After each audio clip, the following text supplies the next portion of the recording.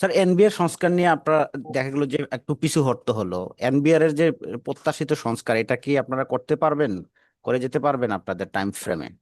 আমি বললাম পিছু হটার তো না। এটা হলো কি, অধ্যাদেশটা একটু মিসআন্ডারস্ট্যান্ডিং ছিল। কিছু কিছু জায়গায় অধ্যাদেশটা সংশোধন করার কথা ছিল, এটা সময় লাগছে। কারণ এটা, তারা তো একটা কলম বিরতি দিয়ে একটা ঝামেলার সৃষ্টি করেছিল। যখন ফিরে গেছে, একটা ক্যাবিনেট অ্যাডভাইজারি কমিটি করেছে। এরা তখন রিপোর্টটা দিয়েছে কয়েকদিন আগে, সবার সাথে আলাপ করে, এনবিআর অফিসিয়ালস, তারপর বিজনেসম্যান, তারপরে তোমার এনবিআর যে লয়ার্স অ্যাসোসিয়েশন আছে, কাস্টমার্স অ্যাসোসিয়েশন, ওদের সাথে কথা বলেছে।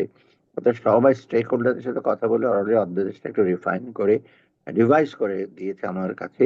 কারণ আমরা সেটা আবার কাউন্সিল অ্যাডভাইজারি দেব। আর পরে যেটা অধ্যাদেশ হয়ে গেলে রুলস অফ বিজনেস, যেটাতে কার কোন কাজ কে করবে এবং ম্যান পাওয়ারটা কি হবে, দুইটা সচিব হবে দুই জায়গায়। আর সচিব তো উচ্চ পর্যায়ে পলিসি ইমপ্লিমেন্টেশনটা বিশেষ করে এনবিআর একটা ফিল্ড লেভেলের কমিশনার এখন আছে, মেম্বার আছে, সেটাকে একটু রিঅর্গানাইজ করতে হবে। করে আহ, তোমার এই ম্যান পাওয়ার একটা অ্যালোকেশন করে সেখানে মোপা ফাইন্যান্স মিনিস্টার ইনভলভ থাকবে। আর সবচেয়ে বড় হলো, যেটা রাজস্ব নীতি যেটা করবে সেটা কত পলিসি মেকার, সেখানে ভালো লোক যাবে, সেখান থেকে এনবিআর লোক আসবে।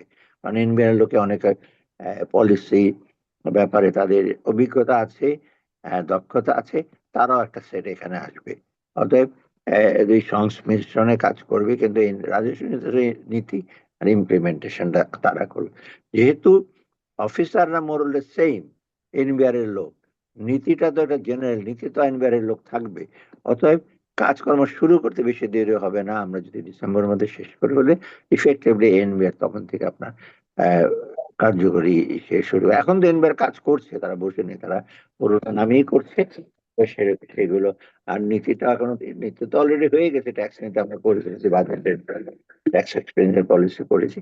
অর্থাৎ সেগুলো তো ডিসেম্বরের পরে নতুন করে যারা আসবে এনবিআর নতুন রিঅর্গানাইজার, তারা হয়তো এটাকে রিভিজিট করবে। আর পলিটিক্যাল গভর্নমেন্ট আসবে, হয়তো তারা বলবে এটাকে আরেকটু দেখতে, নিতে এবং বাস্তবায়ন দিকটা।